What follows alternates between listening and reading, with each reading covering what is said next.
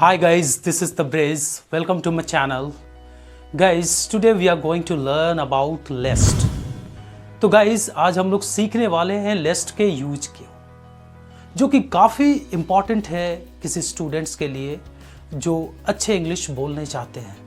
तो गाइज लेस्ट का इस्तेमाल हम लोग तब करते हैं जब हम बात करते हैं सजेशन की, यानी कि जब आप किसी को सजेस्ट करते हो या फिर आप किसी को वार्न करते हो कि भाई आप ये कर लो, कहीं ऐसा ना हो कि ये करना पड़ जाए, या फिर आप ये कर लो, कहीं ये ना हो कि ये करना पड़ जाए, या फिर ये मत करो, कहीं ऐसा ना हो कि ये करना पड़ जाए, यानी कि कहीं ऐसा ना हो कि, या फिर कहीं ये ना हो कि।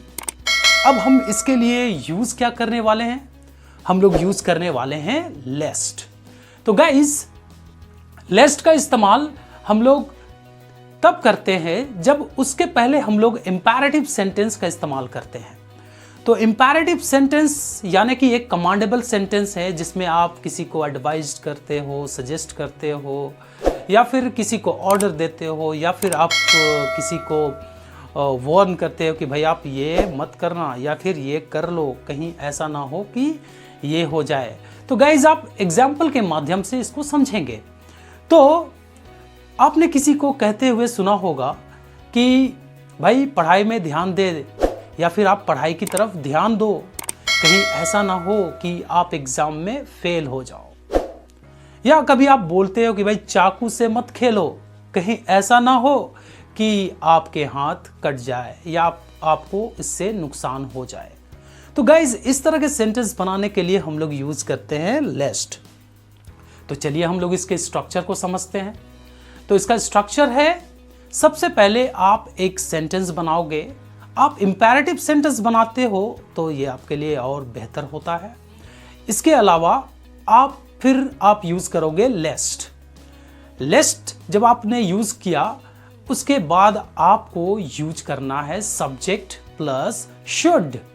अब ये शुड क्या है? शुड एक मॉडल ऑक्सिलरी वर्ब है, और हमको जब लेस्ट का इस्तेमाल करेंगे तो शुड यूज करना ही पड़ेगा।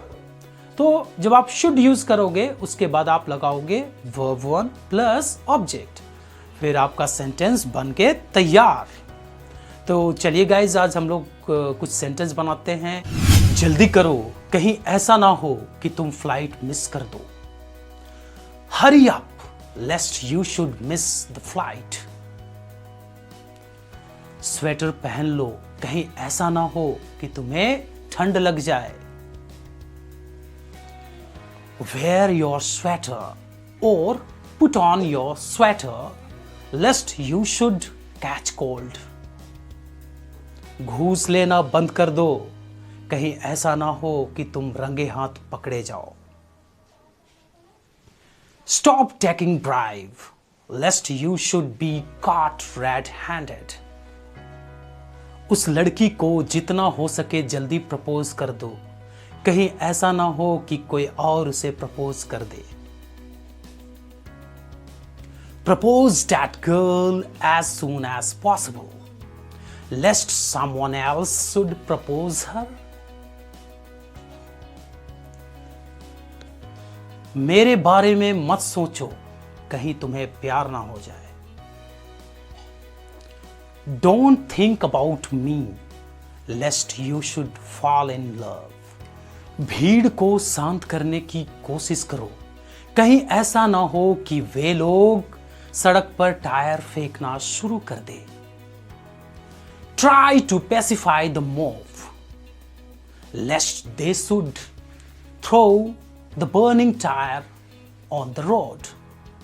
वहां अकेले मत जाओ, कहीं तुम्हारे पिताजी तुम्हें डांट ना दे।